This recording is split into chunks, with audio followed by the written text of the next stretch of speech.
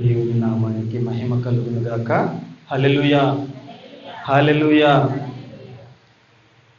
మరి ఒక పర్యాయము ఈ మధ్య నిలబడటానికి దేవుడు ఇచ్చిన తన మహాకృపను బట్టి ముందుగా దేవాతి దేవునికి కృతజ్ఞతాస్తుతులు చెల్లిస్తున్నాను.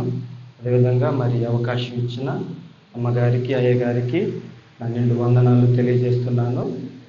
మరి 9వ దావీదు కీర్తన.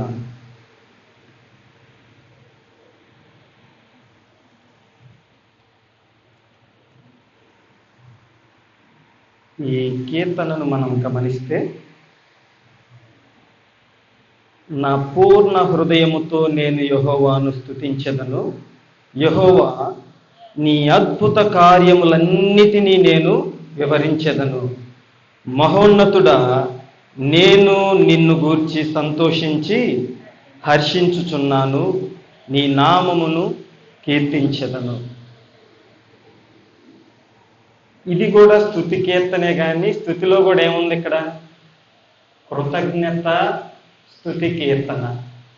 అయితే దావీదు గారి జీవితంలో దేవుడు చేసిన గొప్ప గొప్ప కార్యాలు తలంచుకుంటూ, ఎక్కడి నుంచి వచ్చాడు దావీదు గారు? ఏ పరిస్థితుల్లో నుంచి వచ్చారు? మనం 2 సమూయేలు గ్రంథం 7వ అధ్యాయం 8వ వచనం నుంచి ఒక్కసారి చదివితే,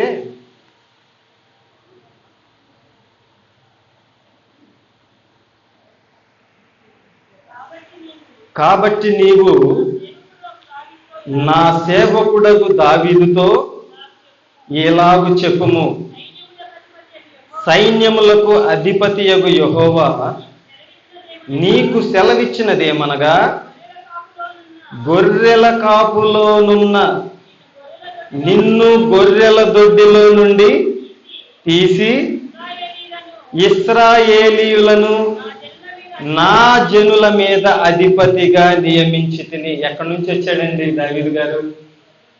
గొర్రెల దొడ్డిలో నుంచి లేవనెత్తి ఎక్కడ కూర్చోబెట్టాడు? సింహాసనం మీద కూర్చోబెట్టి, ఇశ్రాయేలీయులనే నా ప్రజల్ని నువ్వు ఏలు నాయనా, నా ప్రజలను నువ్వే గొర్రెలను మేపినట్టు జాగ్రత్తగా నువ్వు మేపాలని చెప్పేసి గొర్రెల కాపరిగా ఉన్న దావీదుని సింహాసనం మీద కూర్చోబెట్టాడు. తర్వాత మనం చదివితే, నీవు పోవు చోట్ల నెల్లను నీకు తోడుగా ఉండి నీ శత్రువులందరినీ నీ ఎదుట నిలవకుండా నిర్మూలము చేసి లోకములోని ఘనులైన వారికి కలుగు పేరు నీకు కలుగజేసి ఉన్నాను.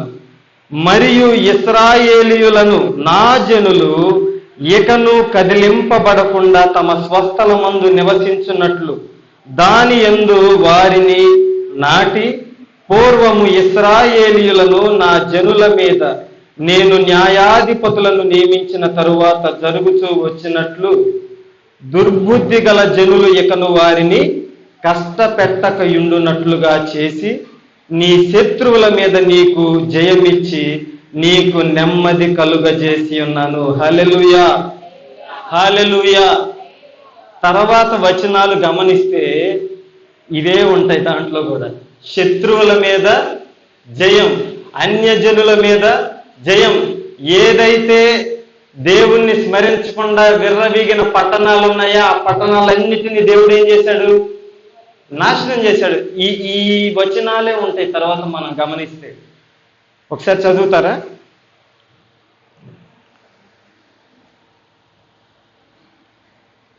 కాబట్టి నా శత్రువులు వెనుకకు మళ్ళుదురు, నీ సన్నిధిని వారి జోగిపడి నశింతురు. నీవు అన్యజనులను గద్దించి ఉన్నావు, దుష్టులను నశింపజేసి ఉన్నావు. వారి పేరు ఎన్నటికి నీ నుండకుండా తుడుపు పెట్టి ఉన్నావు. శత్రువులు నశించిరి, వారు ఎన్నడూ నుండకుండా నిర్మూలమేరి. నీవు పెళ్లగించిన పట్టణములు స్మరణకు రాకుండా బొత్తిగా నశించిపోయింది. అవునా? సొదొమ గొమొర్రాల పట్టణాలు ఏమైపోయినాయండి? ఏమైపోయింది? దేవుని ఉగ్రతకి నాశనమైపోయింది. అగ్ని గంధకముల చేత కాల్చబడి ఈనాడు ఎక్కడ దాని పేరు వినపడుతుందా? కనపడుతున్నాయి ఎక్కడన్నా? లేదు. దేవుడు ఒకసారి నాశనం చేయాలనుకుంటే ఇంకా దాన్ని ఆపే శక్తి ఎవరికి లేదు. అసలు దాని ఆనవాళ్ళు కూడా ఎక్కడ కనిపించదు. కాబట్టి దేవుని ఉగ్రతకు ఎవరు పాత్రలు అవుతారంటే, దేవుణ్ణి ఎవరైతే విసర్జిస్తారో, దేవుని మార్గములో ఎవరైతే నడవరో, ఎవరైతే దేవునికి విరోధముగా ప్రవర్తిస్తూ ఉంటారో వారందరినీ కూడా దేవుడు ఏం చేస్తాడు? ఖచ్చితంగా నశింపజేస్తాడు. ఇశ్రాయేలీయుల్ని దేవుడు ఐగుప్తు దేశం నుండి నడిపించాడు. కానీ ఇశ్రాయేలీయులు దేవుని మార్గాన్ని విడిచిపెట్టి వారు మోషే కొండ మీద నుంచి దిగొచ్చేలోపు ఏం చేశారు? ఒక దూడను చేసి దానిని మొక్కారు. మొక్కినప్పుడు ఊరుకున్నాడా దేవుడు? ఊరుకున్నాడా? లేదు. మొత్తాన్ని నాశనం చేశాడు. అంటే ఇశ్రాయేలీని దేవుడు ఎన్నుకున్నాడు కదా అని వారు తప్పు చేస్తే ఊరుకున్నాడా దేవుడు? మనమైనా అంతే. అర్థమైందా? నేను రక్షణ పొందాను, నేను బాప్తీసం తీసుకున్నాను, దేవుడు నాకు పరలోకం ఇచ్చేస్తాడు అనుకుంటే మన పొరపాటు, మన భ్రమ. అర్థమైందా? ఎప్పుడైతే నువ్వు రక్షణ పొందినా సరే దేవుని మార్గాన్ని విడిచిపెట్టు, లేకపోతే దేవునికి విరోధంగా నువ్వు ప్రవర్తిస్తూ దేవునికి దూరంగా నువ్వు వెళ్ళిపోతే ఖచ్చితంగా మరలా నువ్వు తీర్పులోనికి రావాల్సిందే. దేవుడు నిన్ను ఖచ్చితంగా నీకు శిక్ష విధిస్తాడు, వదిలిపెట్టడు. అర్థమైందా? ఇశ్రాయేలీయుల్ని తప్పు చేస్తే వదిలిపెట్టని దేవుడు నిన్ను నన్ను వదిలిపెడతాడా? ఏర్పరచుకున్న జనాంగాన్ని ఆయన వదిలిపెట్టలా తప్పు చేస్తే. అలాంటిది నిన్ను నన్ను వదిలిపెడతాడంటే నమ్మొచ్చా? కాబట్టి నేను బాప్తీసం తీసుకున్నాను, నేను రక్షణ పొందాను, ఇంకేముంది, నేను పరలోకంలో ఉంటాను, నేనేం చేసినా సరిపోయిద్ది అనుకుంటే కుదరదు. కాబట్టి ఎల్లప్పుడూ మనం మన ప్రవర్తన ఏం చేయాలి? సరిచూసుకుని ఇంకా మన జీవితంలో ఆయనకి విరోధంగా, ఆయనకి ఆయాసకరంగా, ఆయన్ని బాధ పెట్టే రీతిగా ఏమైనా ఇంకా మన తలంపులు, మన ఆలోచనలు, మన ప్రవర్తన ఏదైనా ఉందేమోనని ఎప్పటికప్పుడు మనం ఏం చేసుకోవాలి? దిద్దుబాటు చేసుకోవాలి. యెహోవా నీతిని బట్టి లోకమునకు తీర్పు తీర్చుని. దేన్ని బట్టి తీరుస్తాడు?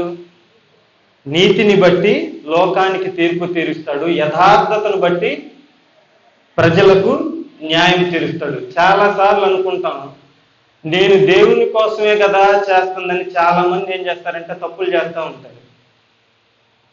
ఉదాహరణకి నేను ఒక ఎంప్లాయ్, అవునా? ఇప్పుడు నేను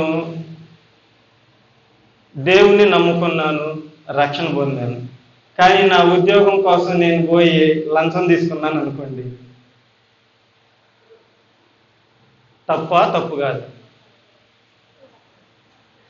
సరే, లంచం తీసుకుని అందులో కూడా దశమ భాగం ఇచ్చాను అనుకోండి. ఇప్పుడు చెప్పండి, నేను లంచం తీసుకుని అందులో కూడా దేవునికి దశమ భాగం ఇచ్చాను అనుకోండి, దేవుడు నేను చేసిన పనిని మెచ్చుతాడా, మెచ్చడా? చెప్పాలి. మెచ్చడం. అంటే ఇప్పుడు నేను లంచగొండిని అయ్యిందే కాక ఇప్పుడు ఎవరిని లంచగొండిని చేసినట్టు? నేను దేవుణ్ణి కూడా లంచగొండిని చేసినట్టే. ఇప్పుడు దేవుడు అసలు లంచం తీసుకోవడం తప్పు, లేకపోతే అబద్ధం ఆడటం తప్పు, లేకపోతే దేవుడు చాలా ఆజ్ఞలు ఇచ్చాడు మనకు, అవునా? కాబట్టి మనం అవేమీ చేయకుండా దేవుణ్ణి మనం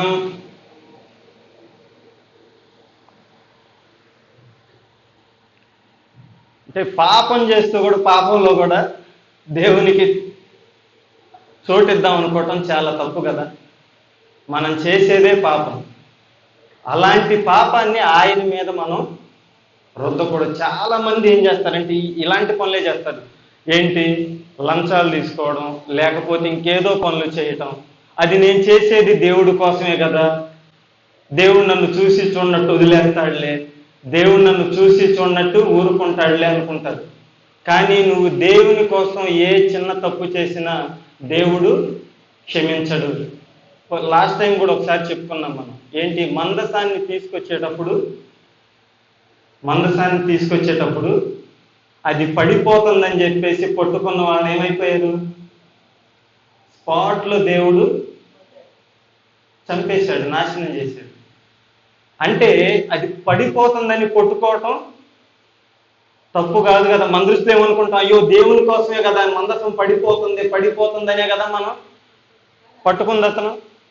కానీ అది దేవుని దృష్టిలో ఏమైంది?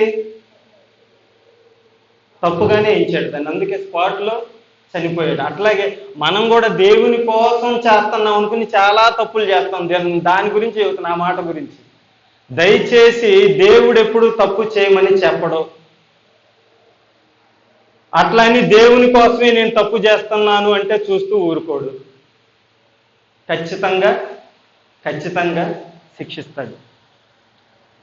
కావున నిన్ను ఆశ్రయించు వారందరినీ నీవు విడిచిపెట్టువాడవు కావున నీ నామం ఎరిగిన వారు నిన్ను నమ్ముకొందురు. సియోను వాసి అయిన యెహోవాను కీర్తించుడి, ఆయన క్రియలను ప్రజలలో ప్రచురము చేయుడి. ఆయన రక్తాపరాధములను గూర్చి విచారణ చేయనప్పుడు బాధపరచుబడు వారిని జ్ఞాపకము చేసుకును. హల్లెలూయా.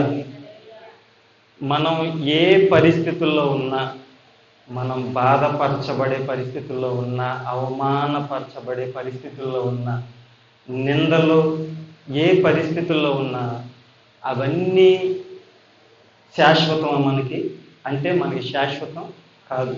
ఖచ్చితంగా దేవుడు మన బాధల్ని, మన శ్రమల్ని, మన నిందల్ని, మన అవమానాన్ని ఖచ్చితంగా ఏం చేస్తాడు?